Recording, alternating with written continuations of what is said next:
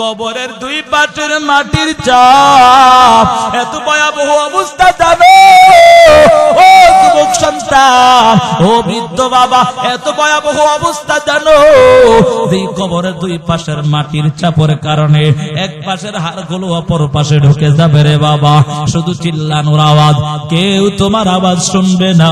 ওই কবরের মধ্যে রাখার পর মুনকার নাকির প্রশ্ন করবে, রবের পরিচয় দাও, ধর্মের পরিচয় দাও, নবীর পরিচয় দাও। যদি গুনাহগার হও, বেনামাজি হইয়া যদি কবরে যাও, শুধু বলবা হা হা লা আদরি, আমি কিছুই জানি না, হায় হায় আমি কিছুই জানি না, কিছুই বলতে পারি না। আল্লাহর আযাবের ফেরেশতারা বলবে, এর মিথ্যাবাদীকে জাহান্নামের পোশাক পরাইয়া দাও, জাহান্নামের বিছানা বিছাইয়া দাও। এমন ভয়ঙ্কর অবস্থা হবে ওই কবরের মধ্যে, জাহান্নাম থেকে সৌর রাস্তা করে দেওয়া হবে। এমন ভয়ঙ্কর অবস্থা হয়ে দাঁড়াবে, জাহান্নামের আগুনের তাপ কলিজা পর্যন্ত ভুনা ভুনা হয়ে যাবে। ওই কবরের মধ্যে 70 থেকে 99টা সাপ এমন ভাবে দংশন করতে থাকবে রে বাবা। হাদিসের মধ্যে আসছে, ওই সাপ যদি দুনিয়ার জমিনে একটা বার নিঃশ্বাস ফালাইতো, তাহলে দুনিয়ার জমিনে কিয়ামত পর্যন্ত গাছপালা তরুলতা কিছুই জন্মাইতো না। এত ভয়াবহ অবস্থা, এমন ভয়ঙ্কর অবস্থার যুবক সন্তান একটা বারও কি চিন্তা করলা না?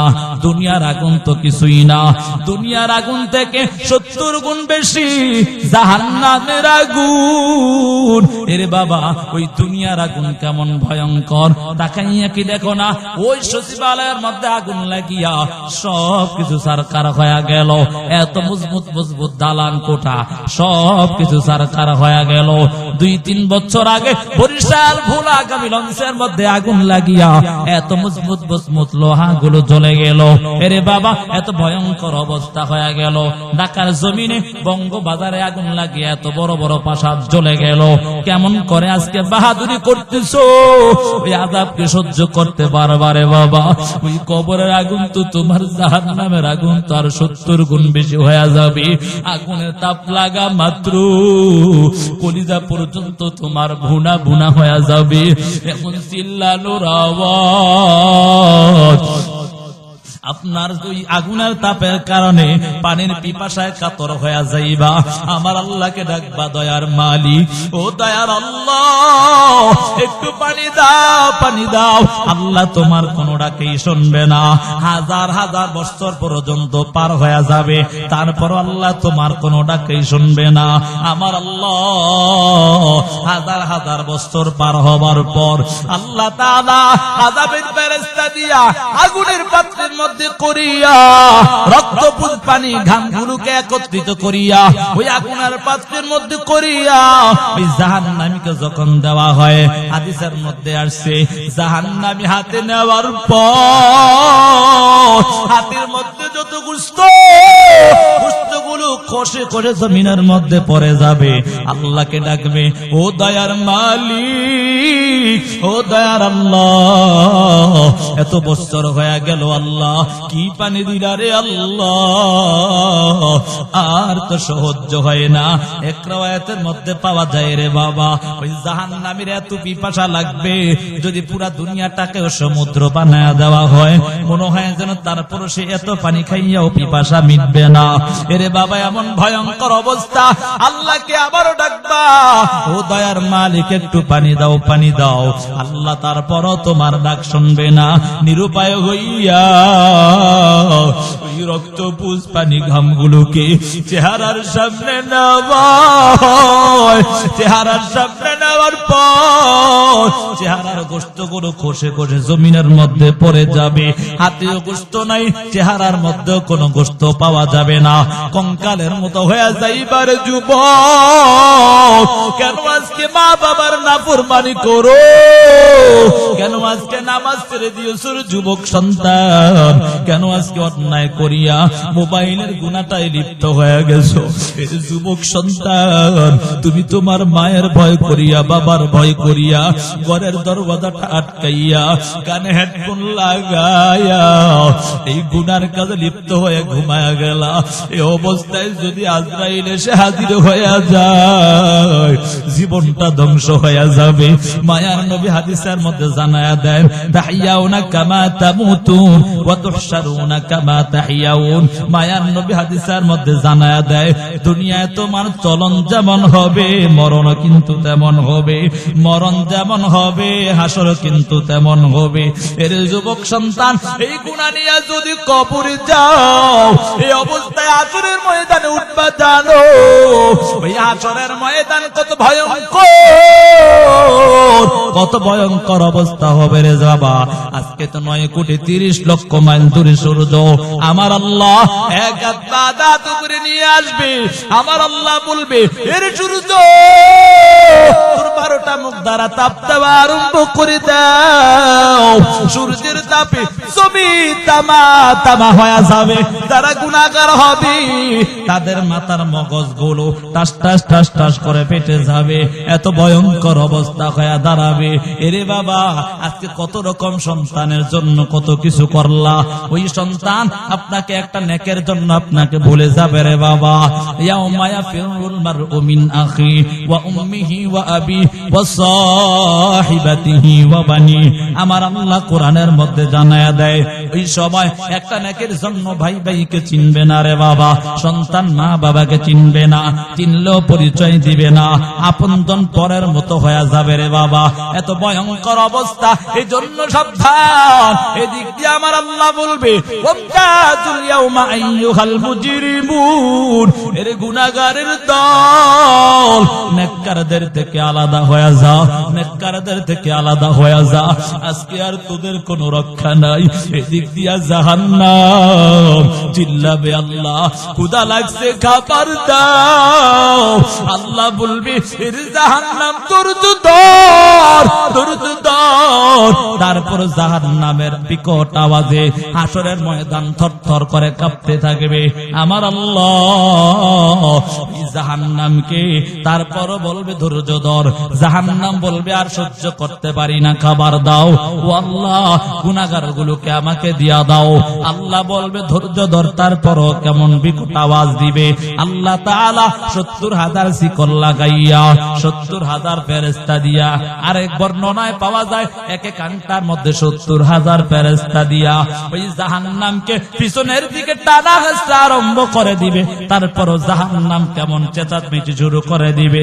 আমার আল্লাহ ওই সময় কিছু পানি আনিয়া ওই জাহান্নামের গায়ে ছিটা দিবে রে, জানো জাহান্নাম দ্রুত বেগে পিছনের দিকে দৌড়া দৌড়ে আরম্ভ করে দেয় রে বাবা।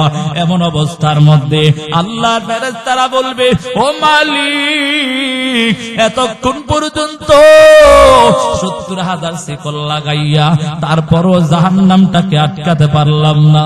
ও আল্লাহ, এগুলা কোন পানি দিলা রে আল্লাহ?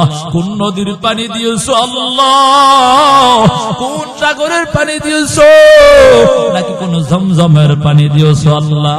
আল্লাহ বলবে, রে ফেরেশতা, না না, আমি কোন জমজমের পানিও দেই না, কোন সাগরের পানিও দেই না, কোন নদীর পানিও দেই না। ওই দুনিয়ার জমিনে আমার কিছু গুনাহগার গোলাম গুনার কথা স্মরণ করিয়া আমি আল্লাহর কাছে কান্না করেছি।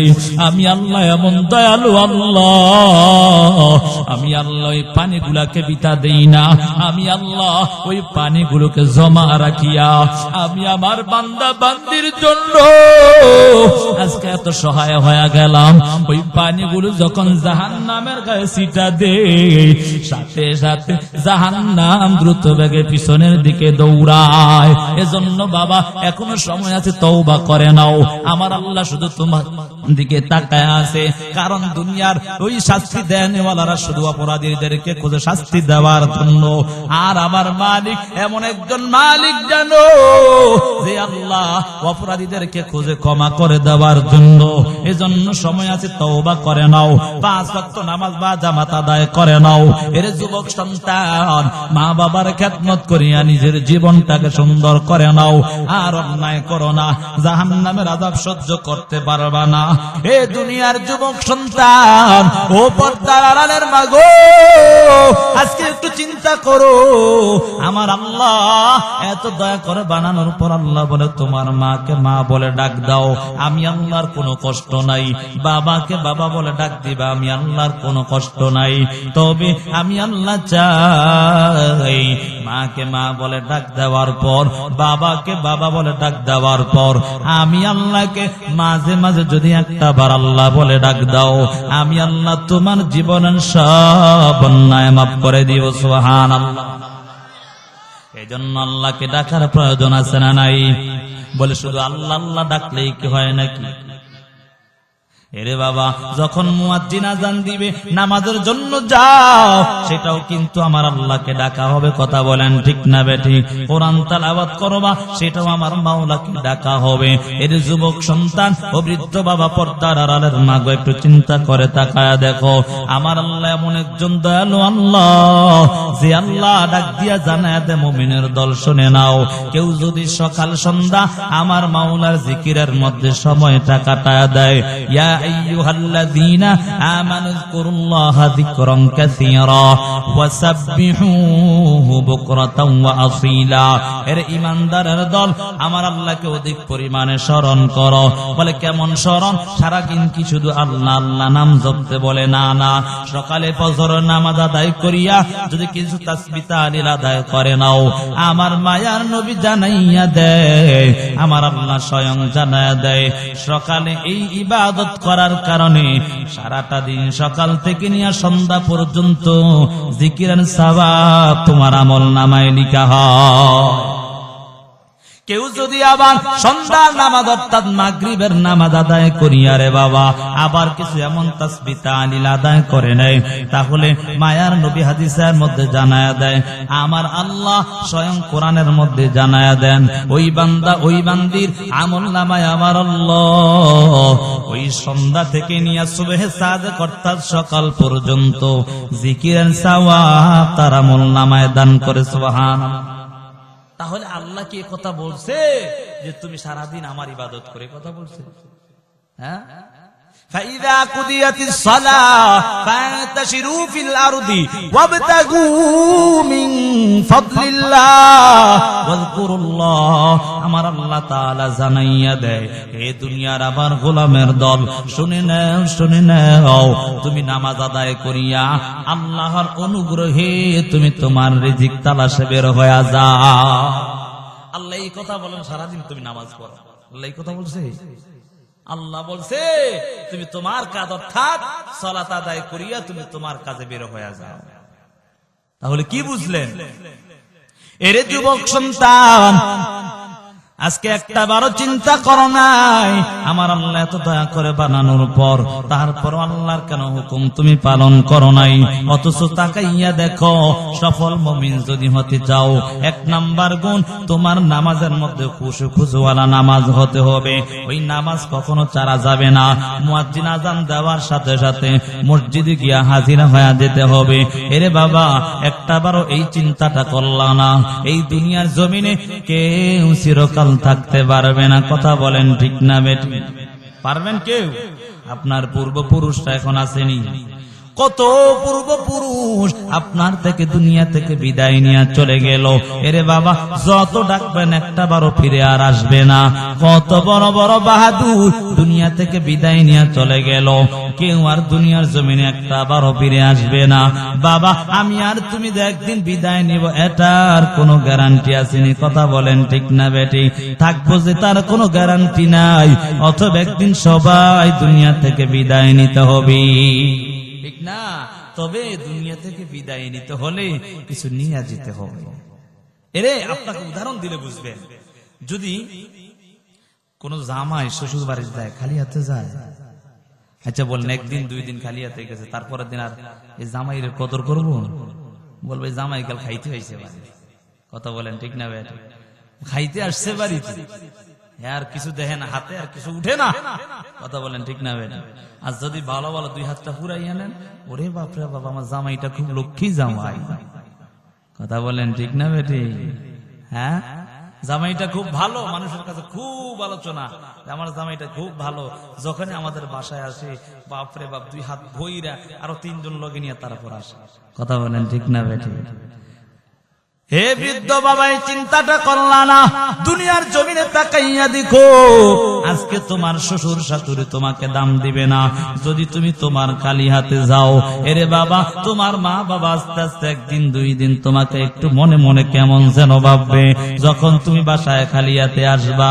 একটা বারো এই চিন্তা করলা না রে যুবক সন্তান? ও পর্দার আড়ালের মা গো, আজকে দুনিয়ার জমিনে তোমাকে কেউ আপ্যায়ন করবে না যদি খালি হাতে যাও। তাহলে কিভাবে চিন্তা করলা? এই খালি নেকামল সারা তুমি কবরে কেমনে যাইবা? ওই কবরে যেতে হলে আগে নেকামল নিয়ে কবরে যেতে হবে। কথা বলেন ঠিক না বেটি? এই জন্য বাবা, নামাজ পড়তে হবে সফল মুমিন যদি হতে চাও। এক নাম্বার গুণ হলো ওই বান্দা ওই বান্দির আমল নামায় খুশু পুজওয়ালা বিনয়ওয়ালা নামাজ আদায় করতে হবে। কথা বলেন ঠিক না? খুশুখুজুওয়ালা নামাজ কেমন ভাবে আদায় করবি? বলে সাহাবায়ে কেরাম যেমন ভাবে আদায় করেছে তেমন আদায় করবি।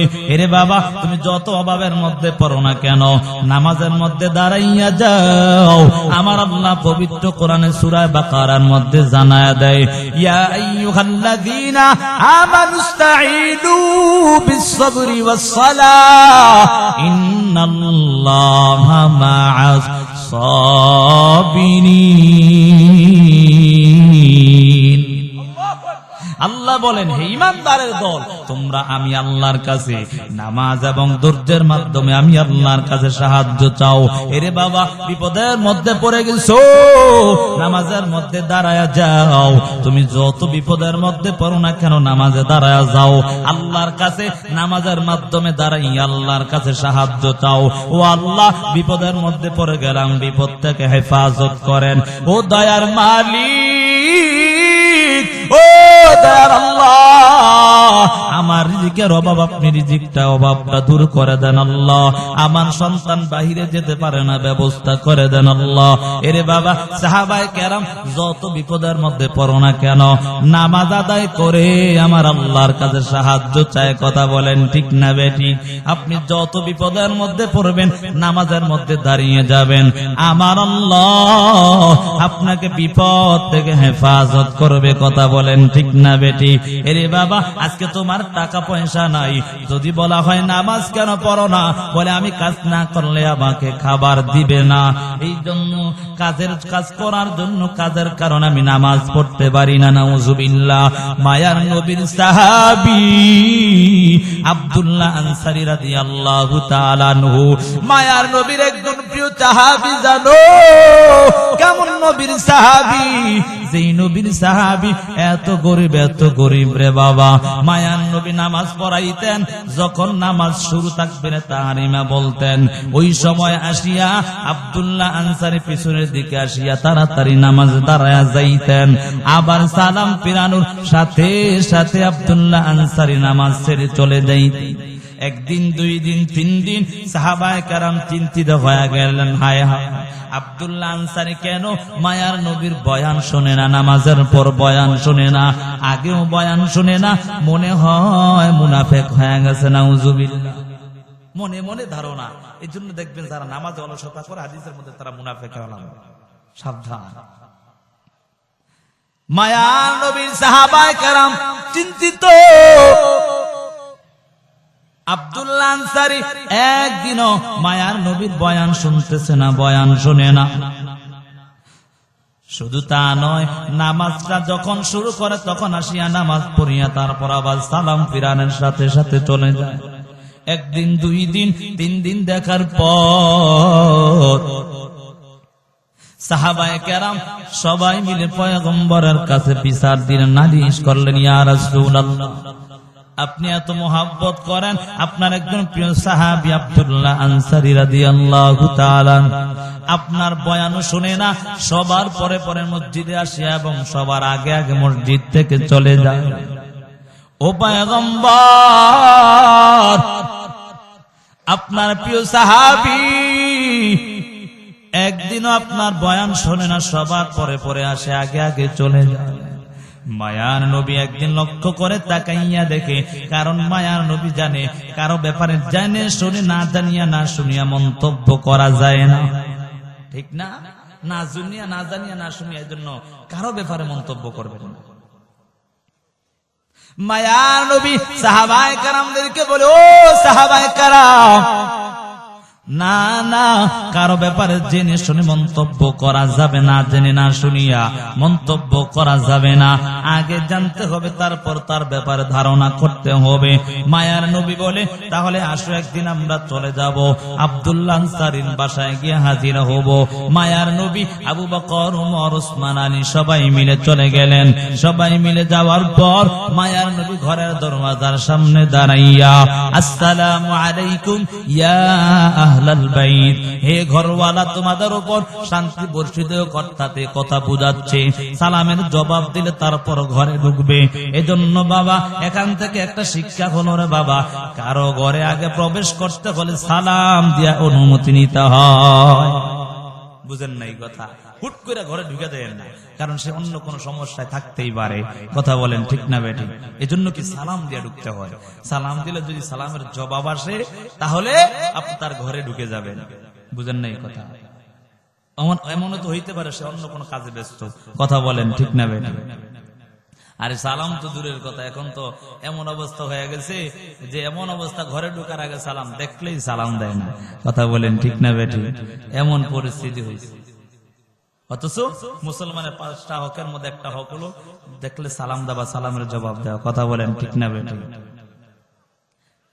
এরে যুবক সন্তান, ও পর্দার আড়ালের মা গো, নবীর সাহাবায়ে কেরাম কেমন ভাবে নামাজ আদায় করেছে সেটা বোঝানোর জন্য বলতেছি।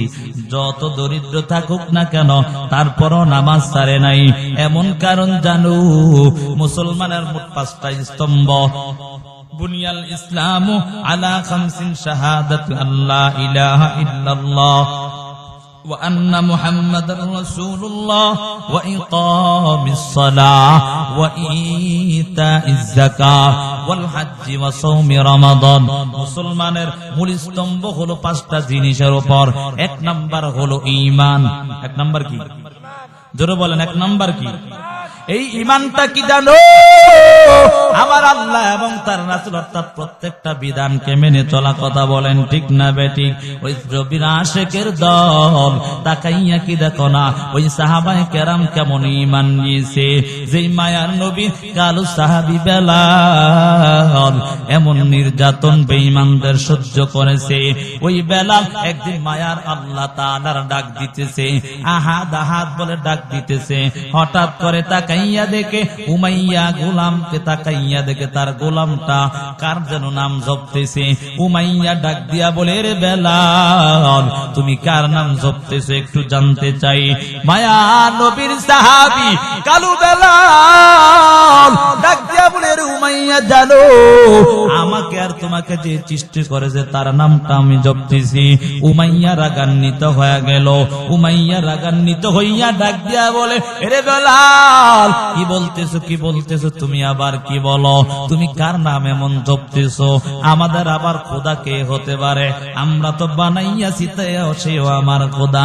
বলেন তো, যে বানায় যাকে সে খোদা হয় না, যাকে বানায় সে খোদা? যাকে বানায় অর্থাৎ যে আল্লাহ যাকে বানায় অর্থাৎ বানানে ওয়ালা হলো খোদা। কথা বলেন ঠিক না বেটি? অথচ এমন কিছু কিছু মানুষ আছে নিজে বানাইয়া নিচে দিয়া লাঠি ঢুকাইয়া বলে এটা আমার খোদা। বুঝেন না?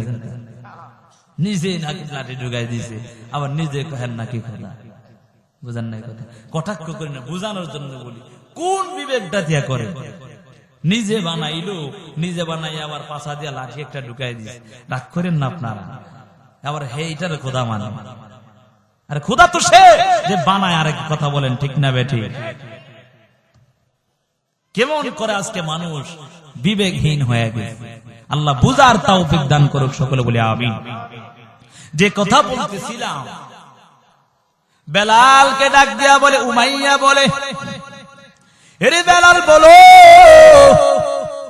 তুমি কার নাম জপতেছো? বেলাল ডাক দিয়া বলে, আমি কারো নাম জপি নাই, আমাকে আবার তোমাকে যে সৃষ্টি করেছে তার নাম জপতেছি, সুবহানাল্লাহ। উমাইয়া বলে, এরে বেলাল আরেকবার যদি এই কথাটা বলো তাহলে তোমাকে কিন্তু এখন শেষ করে ফেলবো। বেলাল বলে, এরে উমাইয়া তুই আমার দুনিয়ার মালিক হতে পারস, কিন্তু আমার একজন মালিক, তিনি হলেন আমার আল্লাহ। যা কিছু করো না কেন আমি এই নামটা জপা বন্ধ করতে পারবো না। ওই উমাইয়া বেঈমান, মায়ার নবীর কালো সাহাবী বেলাল, ওই বেলালের হাতে রশি লাগাইয়া, পায়ের মধ্যে রশি লাগাইয়া, উত্তপ্ত বালুর উপর শোয়াইয়া, বুকের উপর পাথর চাপা দিয়া, রিওয়ায়াতের মধ্যে আসছে, কোন কোন রিওয়ায়াতের মধ্যে বলা হয় ওই বেলালকে উত্তপ্ত কয়লার উপর শোয়াইয়া, বেলালের উপর এত নির্যাতন, এত নির্যাতন, এত নির্যাতন, তারপরও বেলাল কালেমা ছাড়ে নাই। বেলালকে বলে, রে বেলাল তুই যদি কালেমা না ছাড়স তাহলে তোর এখানেই ধ্বংস করে ফেলবো। বেলাল বলে, রে উমাইয়া তুই যা কিছু করস না কেন তারপর আমি আমার আল্লাহর নাম জপা বন্ধ করে দিব না। আবু বকর রাস্তা দিয়া হেঁটে যায়, আবু বকর বেলালকে ডাক দিয়া বলে, রে বেলাল আমার আল্লাহ আস্তে ডাকলো কিন্তু আল্লাহ শোনে, জোরে ডাকলেও শোনে, তুমি একটু আস্তে আস্তে আমার মালিকের নামটা জপ, কারণ তুমি যত জোরে জপতে থাকো উমাইয়া তোমার উপর নির্যাতন করে আমি আবু বকর দেখিয়া সহ্য করতে পারি না। রে বেলাল তুমি তাড়াতাড়ি একটু আস্তে আস্তে নামটা জপ রে বেলাল। একথা বলার পর বেলাল কান্না জড়িত কণ্ঠে ডাক দিয়া বলে, ও আবু বকর আল্লাহর জাত ও সিফাতের কসম, আমি এমন একজন কালো সাহাবী বেলাল, আমাকে সে এত মারা মারতেছে আমার কোনো আফসোস নাই, কিন্তু আমি যখন আমার মাওলাকে যত জোরে ডাক দেই আমার দিলে তত বেশি মজা লাগে, সুবহানাল্লাহ। বেলাল বলে, রে আবু বকর আমি যার আল্লাহকে ডাক দেই আমার এই দুনিয়ার নির্যাতন কিছুই মনে হয় না, সুবহানাল্লাহ। উমাইয়া বেলালের উপর এত নির্যাতন জানো এরে বাবা, এই জন্য ওই বেলালের জিহ্বার মধ্যে পর্যন্ত নির্যাতন করেছে রে বাবা। বেলালের এই জন্য মাঝে মাঝে আযান দিতে সময় আশহাদু আন্না মুহাম্মাদার রাসূলুল্লাহ এই শব্দটা পুরোপুরি স্পষ্ট হতো না, কিন্তু বেলালের ঈমানের এত পাওয়ার, এত পাওয়ার, বেলাল যদি আযান না দিত সুবহে সাদিক হতো না, সুবহানাল্লাহ। একদিন সাহাবায়ে কেরাম বললেন, ইয়া রাসূলুল্লাহ আপনার কালো সাহাবী বেলাল মসজিদে নববীর মুয়াজ্জিন, কিন্তু সে তো ঠিকমতো আশহাদু আন্না মুহাম্মাদার রাসূলুল্লাহ বলতে পারে নাই। ও পয়গম্বর অন্য একজন সাহাবীকে দিয়ে আজকে আযান দেওয়ান। মায়ার নবী এই কথা শুনিয়া অন্য একজন সাহাবীকে দিয়ে আযান দিয়া দিলেন। সবাই মিলে নামাজ পড়ে ফেললেন, কিন্তু আল্লাহ সূর্য উদিত হয় না, সুবহানাল্লাহ। জিবরাইল আমিন এসে হাজির হয়ে যায়। জিবরাইল ডাক দিয়া বলে, ও নবী আমার, বলেন আজকে কি আপনি ফজরের আযান হয় না? পয়গম্বর ডাক দিয়া বলে, হে জিবরাইল কেন, ফজরের আযান তো হয়েছে। বলে, না না, আমার আল্লাহর আরশ পর্যন্ত আজকে ফজরের আযানের আওয়াজ যায় না, সুবহানাল্লাহ। এমন বেলাল জানো যে মায়া নবী মেরাজের রাত্রি আল্লাহর সাথে মোলাকাত করার জন্য যখন জান্নাতের মধ্যে হাঁটতেছে, জান্নাতে হাঁটে আর উপর জমিন থেকে ওই হাঁটার আওয়াজ শুনতেছে মায়ার নবী। ডাক দিয়ে জিবরাইল আমিনকে বলে, ও জিবরাইল বলো এই আওয়াজটা কার শোনা যায়? বলে, এটা আপনার প্রিয় সাহাবী বেলালের হাঁটার আওয়াজ শোনা যায়। এরে বাবা, কেমন ঈমান তারা গ্রহণ করেছে। যেই খাব্বাবের চেহারার দিকে তাকালে খাব্বাবের জিহ্বার মধ্যে এমন আক্রমণ করে ফেলল রে বাবা, যেই খাব্বাবের চেহারার মধ্যে একবার কাটা ঢুকাতো আবার বের করত।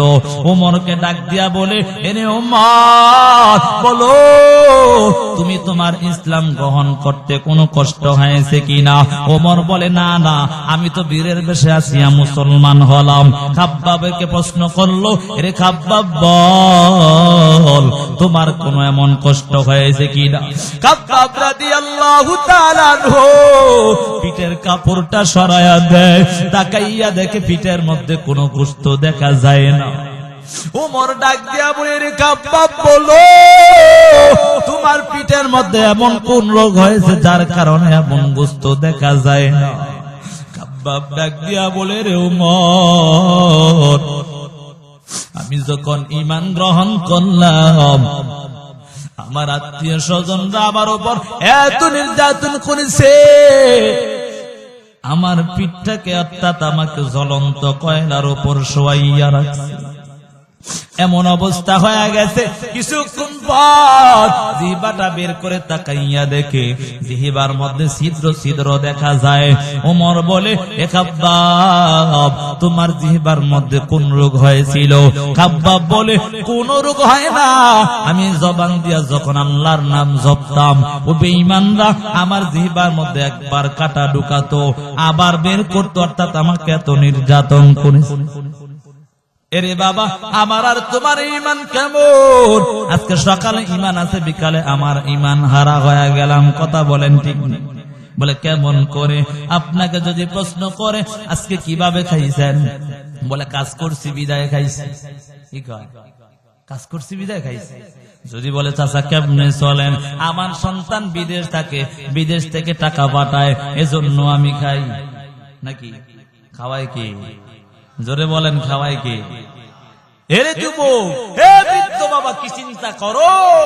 বলে, সন্তান বিদেশে না থাকলে আমি কেমনে খাইতাম, সন্তান চাকরি না করলে আমি কেমনে খাইতাম। এটা শিরিক। কথা বলেন ঠিক না বেটি? খাওয়াই কে? জোরে বলেন, খাওয়াই কে? আর কাজ করার ক্ষমতা যদি আল্লাহ না দিত, আপনি কাজ করতে পারতেন? তাহলে কিভাবে বলেন কাজ না করলে আল্লাহ খাওয়াই? বলে উসিলা আমার কাজ, খাওয়াই কে? ধরে বলেন, খাওয়াই কে? সব কিছুর মালিক কে? আল্লাহ। তাহলে বুঝতে হবে, সফল মুমিন যদি হতে হয়, এক নাম্বার ভুল হলো নামাজের মধ্যে বিনয় অর্জন করতে হবে। কথা বলেন ঠিক না? যে কথা বলতেছিলাম সাহাবী আব্দুল্লাহ আনসারীর কথা স্মরণ আছে? সব মানুষ আজকে চিন্তা করো, কেমন করে আজকে তুমি দরিদ্র হওয়ার কারণে তুমি কাজ করো, বলে কাজের কারণে নামাজ পড়তে পারি না। নবীর সাহাবী আব্দুল্লাহ আনসারী এমন দরিদ্র রে বাবা, সবার পরে নামাজে এসে দাঁড়ায়, আবার সবার আগে আগে সালাম ফেরানোর পর সবার আগে আগে ওই মসজিদ থেকে বের হয়ে চলে যায়। সব সাহাবায়ে কেরাম নবীর কাছে নালিশ দিলেন, ইয়া রাসূলুল্লাহ, আপনার সাহাবী আব্দুল্লাহ আনসারী আপনার বয়ান শুনে না, সবার পরে আসে এবং সবার আগে চলে যায়। মায়ার নবী সাহাবায়ে কেরামদেরকে নিয়ে আব্দুল্লাহ আনসারীর বাসায় চলে যায়। আব্দুল্লাহ আনসারীর বাসায় গিয়া আব্দুল্লাহ আনসারীকে সালাম দেয়, কিন্তু আব্দুল্লাহ আনসারী সালামের জবাব দেয়। একবার, দুইবার, তিনবার সালাম দেওয়া আরম্ভ করে দিলেন, তিনবারও জবাব দেয় না। কোন কোন কিতাবের মধ্যে লেখা হয় তৃতীয়বার সালামের জবাব দিয়েছেন আব্দুল্লাহ আনসারী, তিনবার, কোন কোন কেউ লেখেন তিনবার সালামের জবাব দেয় না। মায়ার নবী চিন্তা করলেন, মনে হয় আব্দুল্লাহ আনসারী বাসায় নাই। এদিক দিয়া সাহাবায়ে কেরাম বলেন, ও পয়গম্বর, আপনার সাহাবী তো মাত্র নামাজ পড়ে বাসার দিকে আসলো, আবার কোথায় গেল? নবী বলেন, যদি আমার সাহাবী আমার আওয়াজ শুনতেন তাহলে বের হয়ে আসতেন। কথা বলেন ঠিক না বেটি? মায়ার নবী এবং সাহাবায়ে কেরামদেরকে মিলিয়ে আবার মসজিদে নববীর দিকে রওনা। পিছন থেকে কে যেন ডাক দেয়, ও পয়গম্বর, ও নবী আমার, আপনি আমাকে ক্ষমা করে দেন, আপনি আমাকে ক্ষমা করে দেন। আপনার প্রথম সালামের জবাব আমি আব্দুল্লাহ দিতে পারি নাই, ও নবী আমার আপনি আমাকে ক্ষমা করে দেন। এই অবস্থায় যদি আল্লাহ আমাকে ধরে ফেলে, এরে আব্দুল্লাহ আমার দুস্থ তোমার ঘরের দরওয়াজার সামনে গিয়েছে, তুমি আমার দুস্থকে কষ্ট দিয়েছো, অতএব অর্থাৎ তুমি আমার দুস্থের সালামের জবাব দাও না। ও নবী আমার আপনি আমাকে ক্ষমা করে দেন। মায়ার নবী ডাক দিয়া বলে, হে আব্দুল্লাহ বল তুমি কেন এত সময় হয়ে গেল তুমি আমার সালামের জবাব দাও না? তার প্রশ্নটা জানতে চাই। এ প্রশ্ন করার পর মায়ার নবীর সাহাবী আব্দুল্লাহ আনসারী ডাক দিয়া বলে, ও নবী আমার আসরের সময়টা ছিল, ওই সময় ছিল আসরের নামাজের সময়। আব্দুল্লাহ আনসারী বলে, ও নবী আমার আমি এত দরিদ্র হওয়ার কারণে আমার ঘরের মধ্যে একটা মাত্র পোশাক, ওই পোশাকটা দিয়া যখন নামাজের সময় হয় আমি আপনার পিছে নামাজ পড়ার জন্য ওই একটা পোশাক গায়ে দিয়া মসজিদে নববীর কাছে চলে আসি। ও নবী আমার আমি আবার নামাজটা তাড়াতাড়ি শেষ করিয়া আমি তাড়াতাড়ি বাসায় চলে আসি আমার স্ত্রী নামাজ আদায় করার জন্য। নবীর মনে প্রশ্ন, তাহলে তোমার স্ত্রী কোথায় থাকে তুমি যখন নামাজ আদায় করতে আসো? আব্দুল্লাহ আনসারী ডাক দিয়া বলে, ও নবী আমার আমি আমার ঘরের মধ্যে একটা গর্ত খনন করলাম, ওই গর্তের মধ্যে যখন নামাজের সময় হয় আমি আমার চাদরটা অর্থাৎ পোশাকটা পরিয়া আমি আমার স্ত্রীকে গর্তের মধ্যে রাখিয়া আমি সাথে সাথে নামাজের জন্য চলে আসি। ও নবী আমার আপনি যখন আমার কাছে গিয়েছেন ওই সময় আমি ওই গর্তটার মধ্যে ছিলাম, আমার স্ত্রীর পোশাকটা পরিয়া নামাজ আদায় করতেছি, এজন্য আমি আপনার সালামের জবাবটা দিতে পারি নাই। নবীর চেহারা দিয়া চোখ দিয়া পানি বেয়ে বেয়ে পড়তেছে। আবু বকর, উমর, উসমান আলী ডাক দিয়া বলে, রে আব্দুল্লাহ আনসারী বল বল তুমি এমন কোন কথাটা বলছো যার কারণে মায়ার নবীর চোখে পানি দেখা যায়? আব্দুল্লাহ আনসারী বলে, ও সাহাবায়ে কেরাম আমি তো এমন কোন কথা বলি না যে মায়ার নবী কষ্ট পেয়ে যাবে। বলে, কি বলছো তাহলে নবী আমার কেন কান্না করে? নবী বলে, ও সাহাবায়ে কেরাম তোমরা যেই কথা ধারণা করেছো আসলে তো এমন না, এমন না। আমার সাহাবী এত গরীব, তার একটা মাত্র পোশাক, সে একটা পোশাক নিয়ে কোন রকম জীবনটা পরিচালনা করে। মায়ার নবী আর একটু সামনে গিয়া তাকাইয়া দেখি তিনার দুইটা ছোট ছোট সন্তান, ওই সন্তানগুলোর হাতের মধ্যে করা লাগানো অর্থাৎ বেরি লাগায়া রাখছে। ওই ছোট দুইটা সন্তান কান্না করি মায়ার নবী ডাক দিয়া বলে, রে আব্দুল্লাহ বলো ওই যে দুইটা ছোট ছোট বাচ্চা দেখা যায় তোমার ঘরের সামনে বাঁধা দেখা যায়, ওই দুইটা বাচ্চা কার বলো? ছোট দুইটা বাচ্চা কান্না করে। আব্দুল্লাহ আনসারী কান্না করে আর বলে, নবী আমার আমি এত গরিব যার কারণে আমি ঠিক মতো খাবার এনে খাওয়াইতে পারি না। আমার পাশের যে ঘর, ওই ঘরওয়ালা ছিল একবার ধনী মানুষ, ইহুদি মানুষ, তার দুইটা খাজুরের বাগান আছে, ওই খাজুরের বাগানের মধ্যে খাজুর মাঝে মাঝে পড়ে থাকে। আমার দুইটা সন্তান ক্ষুধার যন্ত্রণায় যদি আমার সন্তানগুলা তার খাজুর টোকায়া নিয়ে এসে খেয়ে ফেলে, আমি আমার মালিকের কাছে কি জবাব দিব? এই জন্য আমার দুইটা সন্তানকে আমি এমন ভাবে বেঁধে রাখলাম। নবী বলে, সাহাবী আর বলার দরকার নাই। এরে বাবা এই কথা থেকে কি শিক্ষা অর্জন করলাম? যত দরিদ্র হয় তারপরও জামাতে নামাজ ছাড়ে নাই, কথা বলেন ঠিক না বেটি? এজন্য বাবা সাহাবায়ে কেরামের মতো নামাজ পড়ে নাও। সাহাবায়ে কেরামের মতো যদি নামাজ হয়, এই নামাজ তোমাকে অন্যায় কাজ থেকে বিরত রাখবে, কথা বলেন ঠিক না বেটি? ইন্নাস সালাতা তানহা আনিল ফাহশাই ওয়াল মুনকার ওয়ালা যিকরুল্লাহি আকবার ওয়াল্লাহু আল্লাহু ইয়ালামু মা তাসনাউন। আমার আল্লাহ বলেন, হে দুনিয়ার মানুষ, নিশ্চয়ই তোমাকে সালাত অন্যায় কাজ থেকে বিরত রাখবে রে বাবা। কেন? অনেকে প্রশ্ন করবেন, বাবা বড় বড় হাজী সাহেব দেখা যায়, কিন্তু দেখেন হাজী সাহেব আবার অন্যের জমির আইল ঠেলে আছে না নাই? সবার আগে মসজিদে গিয়া হাজির, আবার মানুষের কাছ থেকে টাকা সুদে খায় আছে না নাই? বলে হুজুর তার নামাজ কেন তাকে অন্যায় কাছ থেকে বেরায় না? এরে বাবা, তার নামাজ নামাজের মতো হয় না।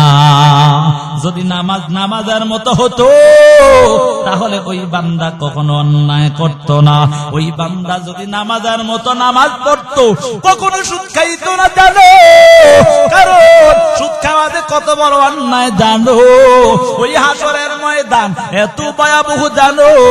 যে অবস্থার মধ্যে যারা সুদখোর ঘুষখোর হয়ে যাবে তাদের এত ভয়ঙ্কর অবস্থা জানো? এরে বাবা জানো, আজকে আমাদের দুনিয়ার জমিনে মা বোনেরা গর্ভবতী হয়, তাদের পেটটা একটু স্বাভাবিক থেকে বড় হয়ে যায়, কথা বলেন ঠিক নেই? অথচ তারা এই যন্ত্রণাটাই সহ্য করতে পারে না। যারা সুদখোর হয়ে যাবে, যারা ঘুষখোর হয়ে কবরে যাবে, ওই কবরের মধ্যে তাদের কত আযাব জানো রে যুবক, ও বৃদ্ধ বাবা, ও বট্টারালের মাগো। আজকে কিস্তিতে টাকা উঠাইয়া কত রকমের কাজে লিপ্ত হয়ে গেছো। কিস্তিতে টাকা উঠানো সেটাও সুদের কারবার, কথা বলেন ঠিক না বেঠিক? দেখবেন যারা কিস্তিতে টাকা উঠায় তাদের কখনো অভাব দূর হয় না। বুঝেন নাই কথা? দেখবেন যত অভাব সারাটা দিন লাগে তাই অভাব। আজকে চিন্তা করো, ওই মা বোনদের স্বাভাবিক থেকে একটু বড় হয়ে যায়, পেট সহ্য করতে পারে না গর্ভবতী হওয়ার কারণ। যারা সুদখোর হবে, যারা ঘুষখোর হবে রে বাবা, তাদের কত ভয়াবহ অবস্থা জানো? হাসরের ময়দানে তাদের পেটগুলো হয়ে যাবে বড় বড় মটকার মতো হয়ে যাবে রে বাবা। এমন ভয়াবহ অবস্থা, এত কঠিন অবস্থা হয়ে যাবে রে বাবা। ওই পেটের মধ্যে শুধু সাপ আর সাপ জানো? এত ভয়ঙ্কর অবস্থা। ওই সাপগুলো তোমার পেটের মধ্যে এমন ভাবে ধ্বংসন করতে থাকবে।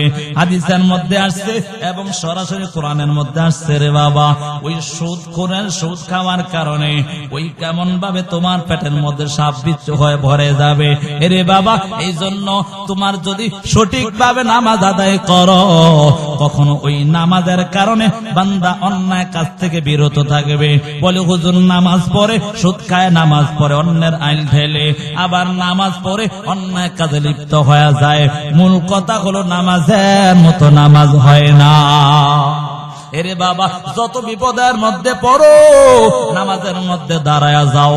আমি প্রথমে বলেছিলাম আল্লাহ কোরআনের মধ্যে বলেন, ইয়া আইয়ুহাল্লাযীনা আমানুস্তাঈনু বিস-সাবরি ওয়াস-সালাহ ইন্নাল্লাহা মা'আস সাবিরিন। এর ঈমানদারের দল, তোমরা ধৈর্য এবং নামাজের মাধ্যমে আমার আল্লাহর কাছে সাহায্য চাও। এর যুবক সন্তান, নামাজে দাঁড়ায়া গেলে আমার আল্লাহ তোমাকে বিপদ থেকে হেফাজত করবে। একজন আল্লাহর গোলাম, মাত্র একজন পুলিশ ছিলেন, অর্থাৎ মানুষের কাজ করত, অর্থাৎ মানুষের কাজগুলো নিজের অন্যের কাজগুলো এক জায়গা থেকে আরেক জায়গায় নিয়ে যাইত। আল্লাহর বান্দা একটা বিশ্বস্ত পুলিশ ছিলেন, সবার ভালো মানুষ ছিলেন, ইমানদার ইমানওয়ালা মানুষ। আল্লাহর বান্দাকে সবাই বিশ্বাস করিয়া তার কাছে মানুষ মালগুলো আমানত দিতেন এবং ঠিক মতো মানুষের কাছে পৌঁছাইয়া দিতেন। আল্লাহর বান্দা একদিন সকলের মাল সামানা নিয়ে রওনা হয়ে গেলেন। পথের মধ্যে যাবার পর হঠাৎ করে একজন আগন্তুক মুসাফির আসিয়া ডাক দিয়া বলে, এরে কুলি ভাই, তুমি যেদিকে যাইবা আমিও সেদিকে যাব, যদি তুমি আমার একটু উপকার করতা। কুলি ছিল একজন আল্লাহওয়ালা মানুষ, আল্লাহওয়ালা হওয়ার কারণে ডাক দিয়া বলে, এ ভাই, আপনি যদি যান তাহলে আমার সাথে সাওয়ারিতে চলে যান। সাওয়ারিতে ওঠার পর কিছু দূর যাওয়ার পর একটা চৌরাস্তায় গিয়া হাজির হয়ে গেলেন। চৌরাস্তায় হাজির হওয়ার পর আল্লাহর বান্দা যখন চৌরাস্তায় হাজির হয়ে গেলেন, আগের রুটে যাওয়ার শুরু করলো।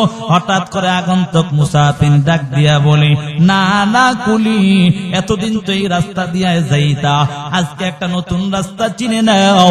কুলি সরল মনে তার কথাটা শুনিয়া অন্য রাস্তা দিয়া রওনা হয়। এরে বাবা, নামাজ যে আল্লাহকে আপনাকে বিপদ থেকে হেফাজত করে সেটা বোঝানোর জন্য বলতেছি রে বাবা।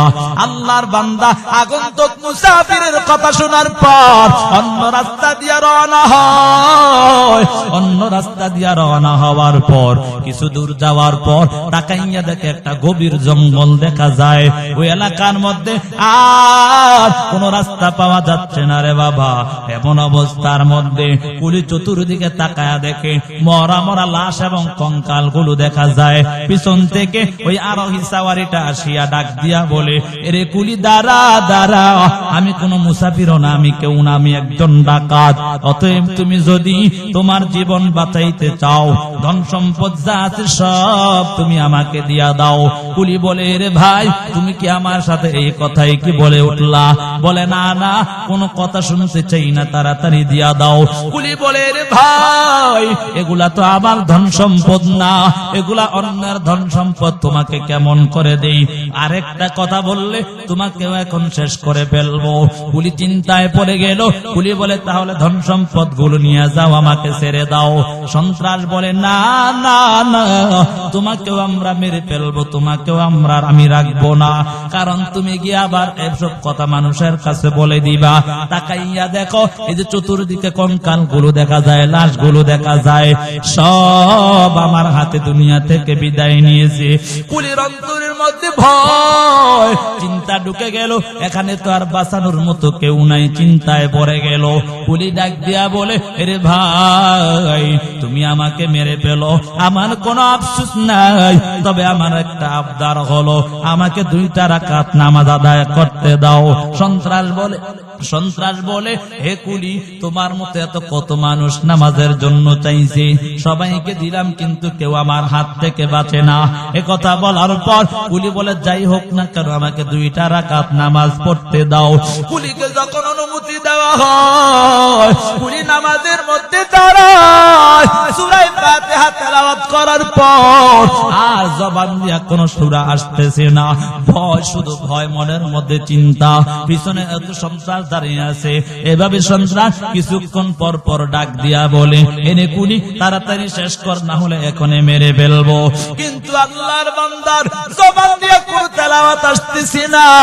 হঠাৎ কোন একটি আয়াত মনে হয়ে যায়, আম্মাই ইউজিবুল মুত্তাররা ইযা দাআহু ওয়া ইয়াকশিফুস সু। আল্লাহর বান্দা কুলি নামাজের মধ্যে দাঁড়ায়া ওই আয়াতটা বারবার তেলাওয়াত করতেছে। কে যেন পিছন থেকে আসিয়া ওই সন্ত্রাসের বডি থেকে কল্লাটা আলাদা করে দেয়। সুবহানাল্লাহ। কুলি নামাজের মধ্যে থাকিয়া চিন্তায় পড়ে গেল, কে যেন বিকট আওয়াজ। নামাজের সালাম ফিরাইয়া তাকাইয়া দেখি আল্লাহর বান্দা ওই যে সন্ত্রাস কুলিকে মারার জন্য আসছে, ওই কুলি তাকাইয়া দেখে যেই সন্ত্রাস তাকে মারার জন্য আসছে রে বাবা, ওই সন্ত্রাসের বডি এক জায়গায় আর মাথাটা আরেক জায়গায় দেখা যায়। এমন অবস্থার মধ্যে তাকাইয়া দেখে কে মারলো, সাদা পোশাক পরিহিত একজন আল্লাহর বান্দার চেহারার মতো দেখা যায়। ওই আল্লাহর বান্দা মারিয়া আবার সাথে সাথে চলে যাচ্ছে। কুলি ডাক দিয়া বলে, এরে ভাই দাঁড়াও, একটু দাঁড়াও, তুমি এমন কোন লোকটা? আমি এখানে তো কাউকে দেখতে পাইলাম না, আমি এখানে কাউকে চিনতেও পারলাম না, তুমি আসলে এমন উপকার করলা।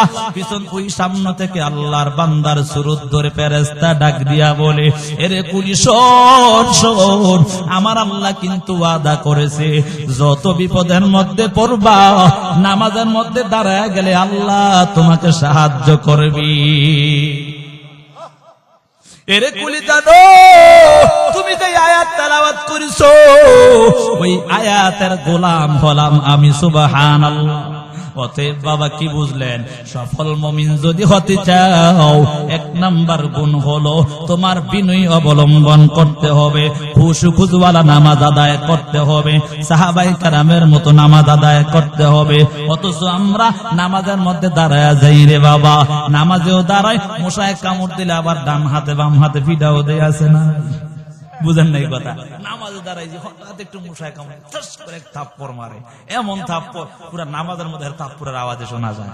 কথা বলেন ঠিক না বেটি? অথচ সাবধান, সাহাবায়ে কেরামের নামাজ ছিল কেমন। মায়ার নবী যুদ্ধে ময়দানে যুদ্ধ করতে যায়, বিশ্রাম করার জন্য তাবু টানায়া ফেললেন মায়ার নবী। দুইজন লোককে দুই জিম্মাদার বানালেন, একজন ছিলেন আনসারী আর একজন ছিলেন মুহাজির সাহাবী। দুইজন সাহাবী মিলিয়া দুইজনকে পাহারাদার নিযুক্ত করে দিলেন। দুইজন চিন্তা করলেন আল্লাহর নবীর সাহাবী দুইজন মিলিয়া পাহারা দিবে, একজন কিছুক্ষণ সময় ঘুমাবে আর একজন কিছুক্ষণ সময় এভাবে পাহারা দিবে। এমন চিন্তা করার পর আল্লাহর বান্দাকে বলে আপনি ঘুমায়া যান। আল্লাহর বান্দা নবীর সাহাবী ঘুমিয়াচ্ছন্ন হয়ে গেল। আরেকজন নবীর সাহাবী চিন্তা করল আমার দ্বারা ইয়া থেকে সময় নষ্ট করার দরকার নাই। নবীর সাহাবী এই নামাজের মধ্যে দাঁড়ায় গেল। এদিক দিয়া বেঈমানরা মায়ার নবীর সাহাবীকে উদ্দেশ্য করিয়া তীর নিক্ষেপ আরম্ভ করে দিল। এমন ভাবে তীর নিক্ষেপ করতেছে জানো, তীর নিক্ষেপ করার কারণে শরীরের মধ্যে এমন ভাবে তীরটা আঘাত করে ফেলল। তারপর আল্লাহর নবীর সাহাবী নামাজ ছাড়ে নাই, নামাজের মধ্যে দাঁড়ায় আছে। আবার দ্বিতীয়বার একটা তীর নিক্ষেপ করার পর তারপর নবীর সাহাবী নামাজ ছাড়ে নাই।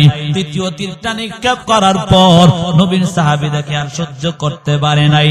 নামাজ শেষ করিয়া পাশের যে জিম্মাদার ছিল তাকে ডাক দিয়া বলে, এরে সাহাবী দাঁড়াও দাঁড়াও, তাড়াতাড়ি একটু ঘুম থেকে জাগ্রত হও, আমার অবস্থা ভালো না। এরে বাবা কি বুঝলাম? নবীর সাহাবায়ে কেরাম নামাজের মধ্যে দাঁড়াইয়া তীর নিক্ষেপ করে তারপরেও নামাজ ছাড়ে না। নবীর সাহাবী আবু বকরের শরীরের মধ্যে তীর প্রবেশ করে ফেলল রে বাবা। এমন অবস্থা হয়ে গেল নবীর সাহাবী কোনোভাবেই তীরটা খুলতে পারে নাই। নবীর সাহাবী নামাজের মধ্যে দাঁড়ায় গেল, সাথে সাথে তীরটা খুলে ফেলল। তাহলে বাবা কি বুঝলেন? নবীর সাহাবায়ে কেরামরা কেমন নামাজ আদায় করছে, আজকে আমার আর তোমার কেমন নামাজ পড়তেছি একটাবার ওই চিন্তা করলা না। সফল মুমিন যদি হতে চাও, এক নাম্বার গুণ হলো আল্লাযীনা হুম ফি সালাতিহিম খাশিউন। এ দুনিয়ার উম্মতের দল, এক নাম্বার মুমিন সফল মুমিন যদি হতে চাও, নামাজের মধ্যে খুশু খুজুওয়ালা নামাজ, বিনয়ী নামাজ তোমার অবলম্বন করতে হবে। দুই নাম্বার গুণ হলো ওয়াল্লাযীনা হুম আনিল লাগবি মুরিদুন। অযথা কথা অর্থাৎ অন্যায় ফাহেসা কথা থেকে নিজেকে বিরত রাখতে হবে। এরে বাবা আজকে তো আমরা তাকাইয়া দেখো কত মানুষের দুশ্চর্চায় নিজে লিপ্ত থাকে, কথা বলেন ঠিক না বেটি? গীবত শিকায়াতে লিপ্ত থাকে। যদি সফল মুমিন হতে চাও, দ্বিতীয় নাম্বার গুণ হলো অযথা কথা থেকে নিজেকে বিরত রাখতে হবে রে বাবা। আল্লাহর নবী আরো জানাইয়া দেয় রে যুবক সন্তান, যারা দুইটা চুয়ালার মধ্যবর্তী স্থান, ক্বালান নবিয়্যু সাল্লাল্লাহু আলাইহি ওয়া আলিহি ওয়া সাল্লাম মান ইয়াযমান লি মা বাইনা লিহইহি ওয়া মা বাইনা রিজলাইহি আযমানা লাহুল জান্নাহ আও কামা ক্বালান নবিয়্যু আলাইহিস সালাতু ওয়াস সালাম। মায়ার নবী হাদিসের মধ্যে জানায়, এর যুবক সন্তান যারা দুই চুয়ালের মধ্যবর্তী স্থান অর্থাৎ জবানকে হেফাজত করবে, দুই উরুর মধ্যবর্তী স্থান অর্থাৎ লজ্জাস্থানকে যারা হেফাজত করবে, আমার নবী তাদেরকে জান্নাতে যাওয়ার জিম্মাদার হয়ে যাবে। সুবহানাল্লাহ। এজন্য জবানকে হেফাজত করতে হবে। এ মা বোনেরা শুনো, আজকে কত রকমের গীবত শিকায়াত না করো, দেখবেন দুই তিনজন মা বোন যদি একসাথে হওয়া যায় কত রকমের গীবত শুরু করে দেয়, আছে না? বুঝেন নাই কথা? এক জায়গায় হইলে আরেকজনের নামে কত রকমের গীবত, বলে এগো শুনছুনি অমুকের ঘরে অমুক চলছে, কথা কয় না, আছে না? নাই, নিজের খবর নাই আরেকজনের নিয়ে টানাটানি, কথা বলেন ঠিক না বেটি? সাবধান, জবানকে হেফাজত করো, অন্যায় কথা থেকে নিজেকে বিরত রাখো রে বাবা। সফল মুমিন যদি হতে চাও, এক নাম্বার গুণ হলো বিনয়ী ভাবে অর্থাৎ খুশু খুশুওয়ালা নামাজ আদায় করে নাও। দ্বিতীয় নাম্বার গুণ হলো অযথা অর্থাৎ ফাহেসা কাজ থেকে নিজেকে বিরত রাখো রে বাবা। তিন নাম্বার গুণ হলো ওয়াল্লাযীনা হুম লিয-যাকাতি ফাঈলুন। আমার আল্লাহ কোরআনের মধ্যে জানায় দেয়, হে দুনিয়ার আমার বান্দা বান্দির দল, যদি তোমরা সফল মুমিন হতে চাও, আমার আল্লাহ তোমাদেরকে ধন সম্পদ দিয়েছে, ধন সম্পদের যাকাত দাও। ধন সম্পদের যাকাত দিয়া তোমার ধন সম্পদটাকে পবিত্র করে নাও। মুফাসসিরিনে কেরাম বহু শব্দ এখানে লিখেছেন, এক এক কয়েক মুফাসসির লিখেছেন যাকাত মানে অর্থাৎ হলো নেক আমল। এরে বাবা, অর্থাৎ তুমি তোমার নেক আমল করিয়া নিজের জীবনটাকে সুন্দর করে নাও।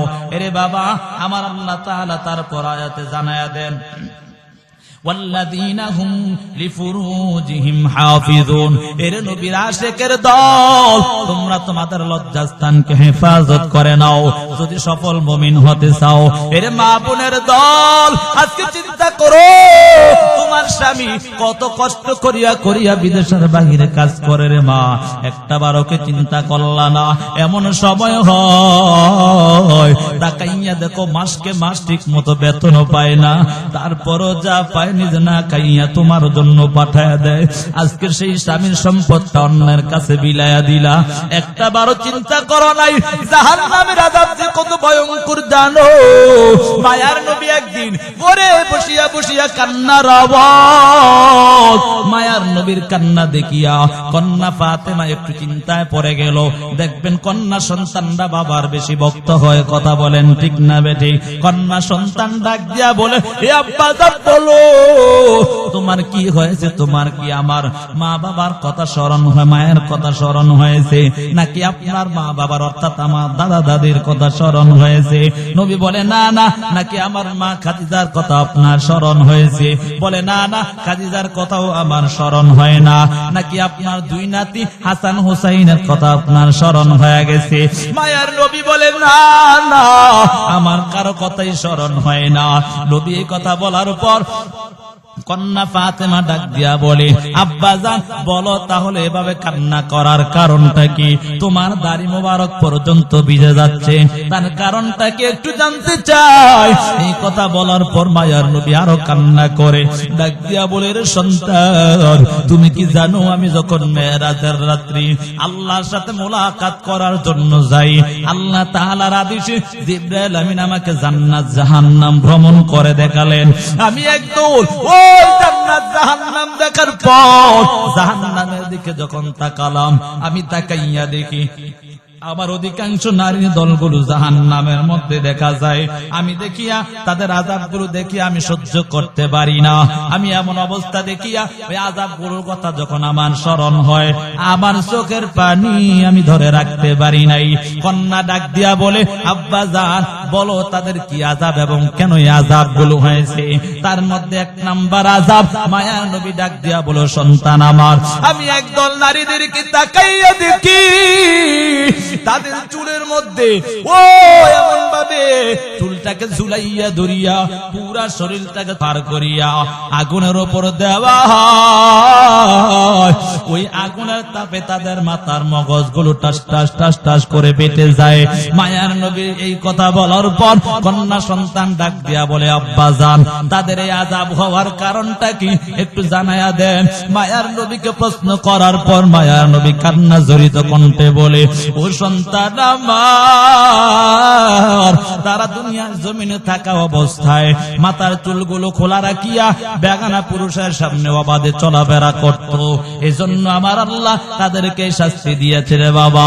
আরেক দল নারীদেরকে আমি তাকাইয়া দেখি তাদের জিহ্বার মধ্যে আগুনের বর্ষি লাগায়া পুরা শরীরটাকে ওই জিহ্বার মধ্যে ভার করে রাখছে। এরে বাবা বলতে চাই, পুরা শরীরের মধ্যে একটা অংশ আছে যার মধ্যে কোনো হাড় নাই, সেই অংশটার নাম কি? বলেন সেই অংশটার নাম কি? এরে বাবা এই জিহ্বাটা এত সেনসিটিভ বিষয় রে বাবা, জানো মাঝে মাঝে যদি দাঁতের চাবানি পরে কত রকমের কষ্টই না হয় রে বাবা, খাবারও ঠিক মতো খাওয়া যায় না। ওই জিহ্বার মধ্যে আগুনের বর্ষি লাগায়া এমন ভাবে ঝুলায়া রাখা হবে রে বাবা, এমন আযাব হওয়ার কারণটা কি? মায়ার নবী ডাক দিয়া বলে, ও কন্যা শুনে না, তাদের এই আযাবটা হওয়ার কারণ হলো তারা জবানকে হেফাজত করত না, স্বামীর সাথে অবাধ কথা বলতো, স্বামীর সাথে ব্যবহার ভালো করত না, এবং জবারদার মানুষের সাথে গীবত শিকায়াত করত, জবানকে পবিত্র রাখতো না। দ্বিতীয় নাম্বার, আর একদল নারীদেরকে তাকায়া দেখলাম, তাদের হাতগুলোকে কপালের সাথে বাঁধিয়া, পাগুলোকে এমন পাথরের সাথে বাঁধিয়া উপর করে রাখা হয়েছে। মায়ার নবী বলে এমন ভাবে উপর করিয়া জাহান্নামের আগুনের মধ্যে দেওয়া হচ্ছে। জাহান্নামের আগুনের তাপ এমন ভয়াবহ অবস্থা দেখে আমি সহ্য করতে পারলাম না। এ কথা বলার পর ওই মায়ার নবীর কন্যা বলে, তাদের এই আযাবটা হওয়ার কারণটা কি? বলে আযাব হওয়ার কারণ হলো, তাদেরকে আযাবটা হওয়ার কারণটা হলো তারা দুনিয়ার জমিনে তাদের লজ্জাস্থানের হেফাজত করত না। এর নবীর আশিকের দল, এজন্য যদি সফল মুমিন হতে চাও, আল্লাহ তাআলা ডাক দিয়া জানায়া দেন, ওয়াল্লাযীনা হুম লিফুরুজিহিম হাফিজুন, তোমার লজ্জাস্থানকে তুমি হেফাজত করো। এরে বাবা, তুমি যদি অন্যায় নিয়া কবরে যাও, জাহান্নামের আযাব সহ্য করতে পারবা না। গুনাহ নিয়া যদি কবরে যাও, বেনামাজি হইয়া যদি কবরে যাও, কবরের আযাব সহ্য করতে পারবা না। মায়ার নবী হাদিসের মধ্যে জানায়া দেন, আল কবরু রাউযাতুম মির রিয়াদিল জান্নাহ আও হুফরাতুম মিন হুফারিন নার। কবর কারো জন্য জাহান্নামের গর্ত, কারো জন্য আবার জান্নাতের বাগান হয়ে যাবে। যারা গুনাহগার হবে, বেনামাজি হইয়া, নাফরমান হইয়া কবরে যায়, তাদের জন্য কবর বড় ভয়ঙ্কর অবস্থা হয়ে যাবে। ওই কবরের দুই পাশের মাটির চাপ এত ভয়াবহ অবস্থা যাবে। ও যুবক সন্তান, ও বৃদ্ধ বাবা, এত ভয়াবহ অবস্থা জানো, যে কবরের দুই পাশের মাটির চাপের কারণে এক পাশের হাড়গুলো অপর পাশে ঢুকে যাবে রে বাবা। শুধু চিল্লানোর আওয়াজ, কেউ তোমার আওয়াজ শুনবে না। ওই কবরের মধ্যে রাখার পর মুনকার নাকির প্রশ্ন করবে, রবের পরিচয় দাও, ধর্মের পরিচয় দাও, নবীর পরিচয় দাও। যদি গুনাহগার হও, বেনামাজি হইয়া যদি কবরে যাও, শুধু বলবা হালা আদিরি, আমি কিছুই জানি না, হায় হায় আমি কিছুই জানি না, কিছুই বলতে পারি না। আল্লাহর আযাবের ফেরেশতারা বলবে, এর মিথ্যাবাদীকে জাহান্নামের পোশাক পরাইয়া দাও, জাহান্নামের বিছানা বিছাইয়া দাও। এমন ভয়ঙ্কর অবস্থা হবে ওই কবরের মধ্যে, জাহান্নাম থেকে সৌর নাস্তা করে দেওয়া হবে। এমন ভয়ঙ্কর অবস্থা হয়ে দাঁড়াবে, জাহান্নামের আগুনের তাপ কলিজা পর্যন্ত ভুনা ভুনা হয়ে যাবে। ওই কবরের মধ্যে 70 থেকে 99টা সাপ এমন ভাবে দংশন করতে থাকবে রে বাবা। হাদিসের মধ্যে আসছে, ওই সাপ যদি দুনিয়ার জমিনে একটাবার নিঃশ্বাস ফালাইতো, তাহলে দুনিয়ার জমিনে কিয়ামত পর্যন্ত গাছপালা তরুলতা কিছুই জন্মাইতো না। এত ভয়াবহ অবস্থা, এমন ভয়ঙ্কর অবস্থার যুবক সন্তান, একটাবারও কি চিন্তা করলা না? দুনিয়ার আগুন তো কিছুই না, দুনিয়ার আগুন থেকে 70 গুণ বেশি জাহান্নামের আগুন। এরে বাবা, ওই দুনিয়ার আগুন কেমন ভয়ঙ্কর, তাকাইয়া কি দেখো না? ওই সচিবালয়ের মধ্যে আগুন লাগিয়া সব কিছু সরকার হয়ে গেল। এত মজবুত মজবুত দালান কোঠা সব কিছু সরকার হয়ে গেল। 2-3 বছর আগে বরিশাল ভোলাগামী লঞ্চের মধ্যে আগুন লাগিয়া এত মজবুত মজবুত লোহা গুলো জ্বলে গেল। এরে বাবা, এত ভয়ঙ্কর অবস্থা হয়ে গেল। ঢাকার জমিনে বঙ্গবাজারে আগুন লাগিয়ে এত বড় বড় প্রাসাদ জ্বলে গেল। কেমন করে আজকে বাহাদুরি করতেছো?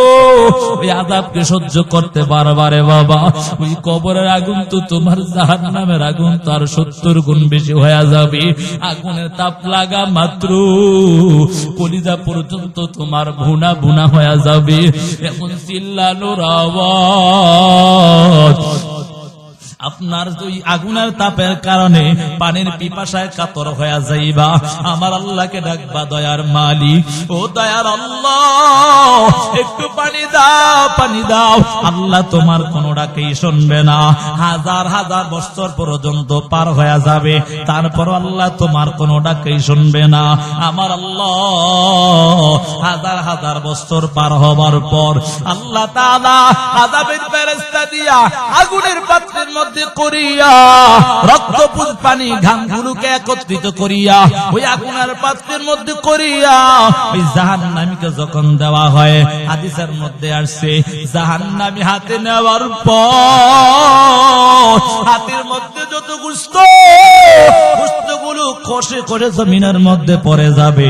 আল্লাহকে ডাকবে, ও দয়ার মালিক, ও দয়ার আল্লাহ, এত বছর হয়ে গেল আল্লাহ, কি পানি দিলা রে আল্লাহ, আর তো সহ্য হয় না।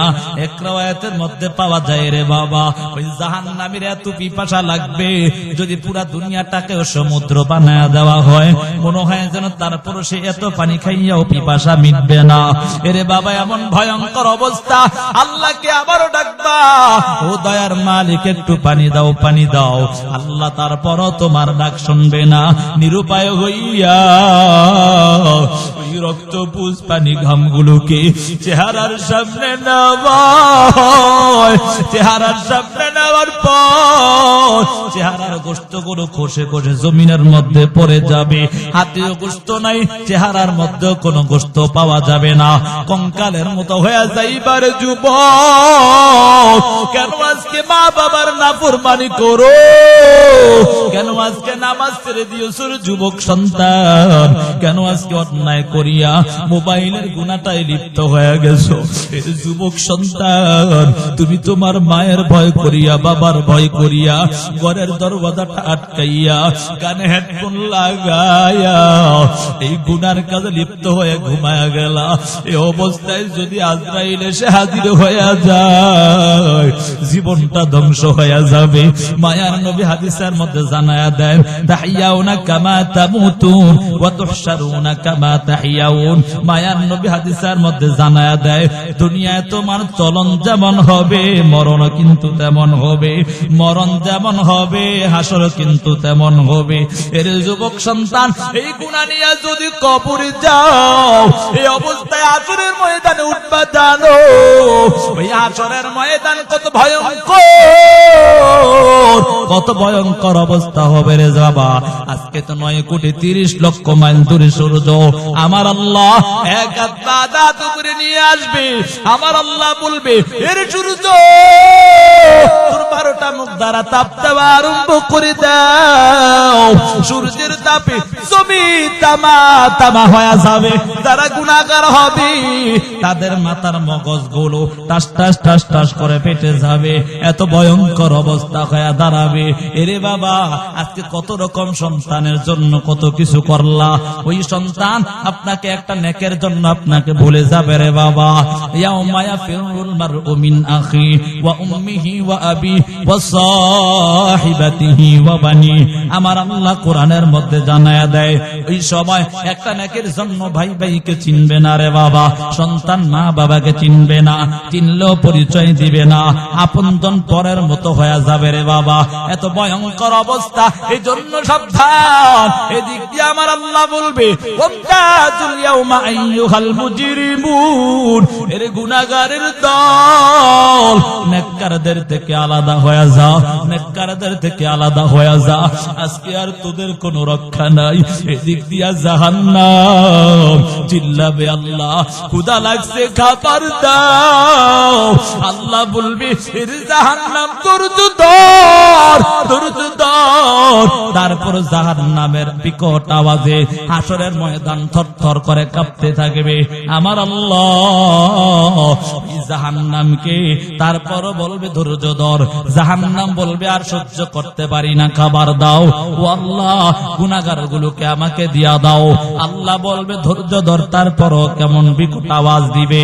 আল্লাহ তাআলা 70,000 শিকল লাগাইয়া 70,000 ফেরেশতা দিয়া, আরেক বর্ণনায় পাওয়া যায় একে কান্টা একটার মধ্যে 70,000 ফেরেশতা দিয়া ওই জাহান্নামকে পিছনের দিকে টানা হেঁচড়া আরম্ভ করে দিবে। তারপরও জাহান্নাম কেমন চেঁচামেচি শুরু করে দিবে। আমার আল্লাহ ওই সময় কিছু পানি আনিয়া ওই জাহান্নামের গায়ে ছিটা দিবে রে। জানো জাহান্নাম দ্রুত বেগে পিছনের দিকে দৌড়াদৌড়ি আরম্ভ করে দেয় রে বাবা। এমন অবস্থার মধ্যে আল্লাহ ফেরেশতারা বলবে, ও মালিক, এতক্ষণ পর্যন্ত 70,000 শিকল লাগাইয়া তারপরও জাহান্নামটাকে আটকাতে পারলাম না। ও আল্লাহ, এগুলা কোন পানি দিলা রে আল্লাহ? কোন নদীর পানি দিয়েছো আল্লাহ? কোন সাগরের পানি দিয়েছো? নাকি কোন জমজমের পানি দিয়েছো আল্লাহ? আল্লাহ বলবে, রে ফেরেশতা, না না, আমি কোন জমজমের পানিও দেই না, কোন সাগরের পানিও দেই না, কোন নদীর পানিও দেই না। ওই দুনিয়ার জমিনে আমার কিছু গুনাহগার গোলাম গুনার কথা স্মরণ করিয়া আমি আল্লাহর কাছে কান্না করেছি। আমি আল্লাহ এমন দয়ালু আল্লাহ, আমি আল্লাহ ওই পানিগুলাকে বিতা দেই না। আমি আল্লাহ ওই পানিগুলোকে জমা রাখিয়া আমি আমার বান্দা বান্দির জন্য আজকে এত সহায় হয়ে গেলাম। ওই পানিগুলো যখন জাহান্নামের গায়ে ছিটা দেই, সাথে সাথে জাহান্নাম দ্রুত বেগে পিছনের দিকে দৌড়ায়। এজন্য বাবা এখনো সময় আছে, তওবা করে নাও। আমার আল্লাহ শুধু তোমার দিকে তাকায় আছে, কারণ দুনিয়ার ওই শাস্তি দেনওয়ালারা শুধু অপরাধীদেরকে খুঁজে শাস্তি দেওয়ার জন্য। আর আমার মালিক এমন একজন মালিক জানো, যে আল্লাহ অপরাধীদেরকে খুঁজে ক্ষমা করে দেওয়ার জন্য। এজন্য সময় আছে, তওবা করে নাও। 5 ওয়াক্ত নামাজ বা জামাত আদায় করে নাও। এর যুবক সন্তান, মা বাবার খেদমত করিয়া নিজের জীবনটাকে সুন্দর করে নাও। আর অন্যায় করো না, জাহান্নামের আযাব সহ্য করতে পারবা না। 5 ওয়াক্ত নামাজের জন্য দৃঢ় প্রতিজ্ঞা হয়ে যাও। যেই গুনাহ করেছে এই গুনাহ এখন থেকে ছেড়ে দাও, আর গুনাহ করো না। তওবার উপর মজবুত হয়ে চলার যদি তৌফিক আল্লাহর কাছে চেতে চাও, তাহলে দুটো হাত আমার আল্লাহকে দেখায়া দাও। ও আল্লাহ কবুল করে নাও। ও আল্লাহ জাহান্নামের আযাব থেকে হেফাজত করেন।